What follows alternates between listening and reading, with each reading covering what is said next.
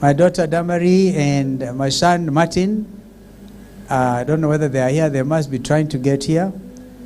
Some of you remember that Damari got married in December to that wonderful young man from Kirinyaga, Martin Nyaga. Her name is Damari Saada Musenya, aka Damari, the only daughter of one of Kenya's most seasoned politicians, Stephen Kalonzo Musyoka. While her father has spent decades fighting political battles in Nairobi, Damari has been quietly carving her own stage, not in politics but in law, human rights, and global justice. This is her story, a story most Kenyans have never heard. Born into the home of Kalonzo and Pauline Musyoka. To my wife Pauline, who is watching, thank you for being my life partner and my soulmate. You are the perfect description of that lady in Proverbs 31:25, 28. She is clothed, I quote, with strength and dignity.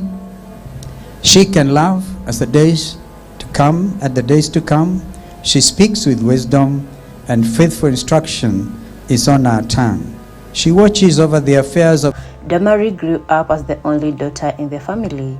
That position came with both opportunity and expectation. In Kenya, being the child of a political figure can open doors, but it can also close them if you don't live up to the name. From the beginning, people assumed she might follow her father's path, law, maybe politics, maybe public service. But even in her early years, she stood out, thoughtful, disciplined, and quietly determined to find her own way. Her parents ensured she got some of the best education Kenya could offer. Amepata bibi ama mke wa Tanzania. Uwe tawae sio mudhui. Amweta sio mudhui. Anaiwa sio mudhui. Kwa hivyo Kevin and sio mudhui, asanteni sana. Huyo naye anaitwa Kennedy, ndiye member wa East Africa Legislative Assembly, na mke wake huyu Mama Pauline. Huyu tayari amemzaa Mama. She attended Kianda High School in Westlands, where discipline and Catholic values shaped her foundation. Later, she moved to Brookhouse International School, a prestigious institution that prepared her for global opportunities. In 2015, she completed her KCSE with an A-. This grade was her passport to the world. With her bags packed and dreams bigger than Kenya's borders, Damari moved to the United Kingdom for her university studies. She enrolled at the University of Leeds, where she pursued a Bachelor of Law. In 2018, she graduated. For many, that would have been enough: a law degree, a good job, maybe even a return to Kenya to follow in her father's footsteps. But Damari had other plans. While studying in the UK, she had been exposed to pressing issues: inequality, discrimination, systematic injustices. She began asking herself, what if I used my law degree not to chase power but to protect the powerless? That question changed her life. She enrolled in a master's in international human rights law, and in 2019 she graduated with a distinction. This was the turning point, from Kalonzo's daughter studying law to Damari, the human rights advocate. Damari didn't just study, she worked. She built her CV across different fields that strengthened her skills. At the Central Bank of Kenya, she gained discipline and structure. At Cerebra, a UK charity, she helped in improve the lives of children with brain conditions. As a global human rights assistant at Rights and Security International, she contributed to international advocacy work. She served as a brand ambassador for NCUK, helping open doors for other students. And as a digital marketing strategist for the Leeds Women in Leadership Society, she championed women's empowerment.